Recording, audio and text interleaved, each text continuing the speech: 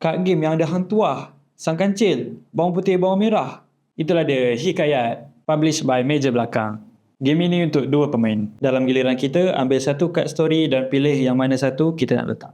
Semua kad mesti letak bersebelahan kad yang dah ada atas meja. Untuk kad ability, kita boleh guna dalam giliran kita dan terbalikkan bila dah guna. Game tamat bila kad di deck dah habis dan kita akan kira poin kita. Kita akan kira poin pada kad yang sama warna di tangan dan di meja. Warna emas maksudnya tambah poin, warna merah pula tolak poin. Contoh, kita tamat game dengan warna hitam dan juga warna merah. Kita kira hitam dulu. Hitam dekat sini dia kata 2 poin setiap satu space jauh dengan merah yang paling jauh. Merah yang paling jauh adalah badang.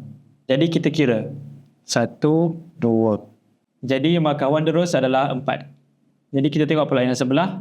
Tolak 3 poin setiap bersebelahan dengan merah. Ada satu merah dekat sini. Jadi 4 tolak 3 poin. Wanderers hanya dapat 1 poin. Selesai hitam yang pertama, kita tengok hitam yang kedua, iaitu bawang putih. Bawang putih dapat 4 poin sebab dia bersebelahan dengan Royal Prince. Dia tak tolak apa-apa poin sebab Royal Prince tak ada dekat sebelah bawang merah. Dan dia tak dapat tambahan poin sebab dia tak bersebelahan dengan purple dan juga merah. Jadi total poin untuk bawang putih 4. Lepas kita kira yang hitam, kira pula yang merah dan totalkan semua markah. Jangan lupa untuk tambah sekali dengan kad ability yang belum guna sebab setiap tu mewakili 1 poin. Lepas dah habis kira, siapa dapat poin paling banyak menang. Kalau nak tengok kita orang main macam-macam board game, jemput ke YouTube Boardlah.